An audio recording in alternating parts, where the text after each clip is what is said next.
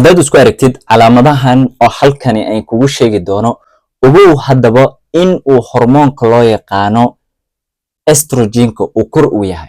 hormoonkani marka muxuu yahay? horta hormoonkani waa hormoon ka qayb qaata caadada, wuxuuna ka qayb qaataa gaar ahaan xilliga caadada ay socoto. waxaan laga soo sii daayaa ogxansidaha mise loo yaqaano ovaries, gaar ahaanna waxaa la soo sii daayaa waqtiga caadada gabadha ay ku jirto ayuu high mise uu shaqada ugu weyn uu jirka uu ka qabanayo. haddii marka hormoonkani uu excess uu noqdo, jirkaaga uu excess ku noqdo oo hormoonkani uu bato, maxaa astaamo ah adiga qofka dumarka ah aad dareemi kartaa mise maxaad isku arki kartaa jir ahaan iyo dhanka caadadaba? maxaad isku arki kartaa calaamada koowaad aad isku arkaysid waxa waaye calaamad waxa loo yaqaano PMS-ka.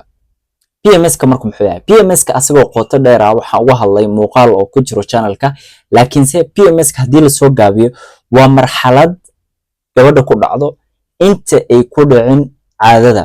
marxaladani marka haddii uu estrogenkaaga uu high uu yahay, marxaladani oo premenstrual syndrome-ka loo yaqaano way kugu adkaanaysaa oo way kugu sii weynaanaysaa. maxaa ka mid ah marka xanuumooyin yaryar ayay keenaysaa oo intay caadada ku dhicin gabadha, oona shabahaya in ay gabadhii caadadii ay u soo socoto, laakiinse caado kuma dhacayso, waa hal isbuuc intay caadada ku dhicin.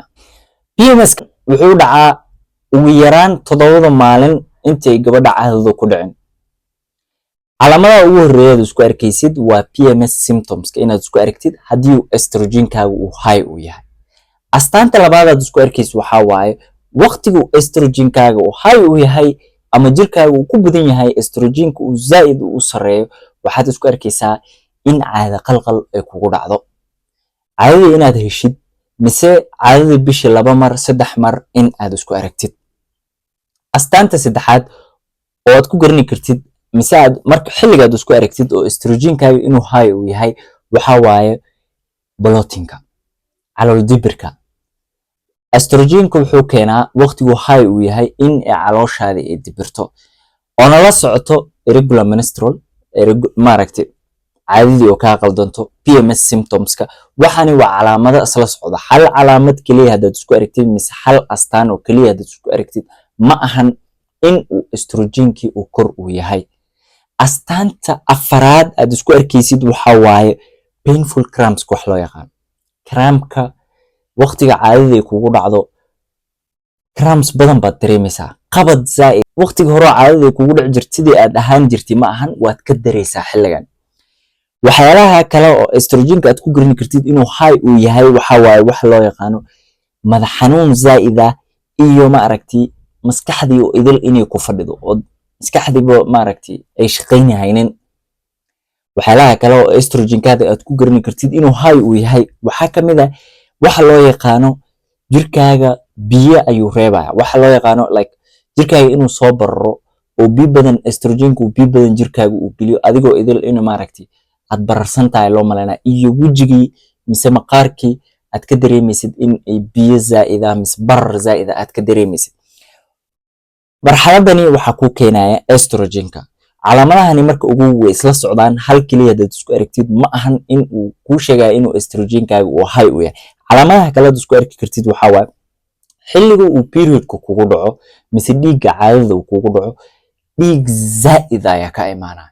maadaama xilligani uu estrogenka uu high uu yahay, markii horena uu high uu jirkaaga ku ahay, haddana waqtiga caadada markii la soo sii daayo oo shaqo double uu qabanayo, waxa kugu dhacaysa marka adigoo idil caadadaada markay kugu dhacdo dhiig bax zaid ah inaad dareentid, dhiiggaaga uu socdo zaid uu socdo oo caado badan ay ka timaado. ugu dambeyntii sheeyash kale aad isku arki kartid xilliga caadada ay estrogenkaaga uu high uu yahay waxa waaye jawiga idil inuu ka qaldan yahay, mood swings waxa la yiraahdo. maanto idil qof haduu kula hadlaata waad wax yar hadii lagu dhawaad ku xanaaqaysaa, cara zaid ah, xanaaq zaid ah inaad isku aragtid. iyo astaanta ugu dambeysa estrogenkaaga markuu high uu yahay dhanka naasaha waxaad dareemaysaa barar zaid ah, labadayba inay kusoo bararaan oo zaid ay u bararaan. marka astaamahani xanuumo kale oo keeni kara ayaa jiro. ani kuma dhahay xanuumadani astaamahani haddaad isku aragtid waad qabtaa oo caadada ay maaragtay estrogenkaaga ayaa haya. laakiin se waxaan kaa rabo waxaa waaye astaamahani sidaan hadda halkan aan kugu soo sheegay ugu horreysa PMS-ka bloating-ka uu ku xigo oo maaragtay calool fadhiga uu ku xigo caadadii oo kaa qaldanta caadadii markay kugu dhacdo xanuun zaa'id aad dareentid caadadii oo maaragtay 2 mar 3 mar aad isku aragtid mood swings aad isku aragtid waxyaalaha kale aad isku arkaysid madax xanuun biyo jirkaaga inuu soo barro wejigii uu kaa soo barro maaragtay meel walba barar dhanka naasaha ah xanuun maaragtay jirko idil inaad dareentid waxaan iyo idil waxa laga rabaa haddaad isku aragtid fadlan meesha kugu dhow oo dhakhtar ah dhakhtarkaaga la xiriir la hadal hadduu estrogenkaaga uu haayo yahay ha lagaa daaweeyo haddii xanuumo kale ay ku hayaanna ha lagaa daaweeyo. waxaan soo gaarnay gabagabadii gunaanidka barnaamijka hanaga ilowina subscribe like shareka dhanka tiktoka hanaga ilowina followerka barnaamijyaal badan baa soo socdo nala socdo insha Allah waxaan idin rajaynayaa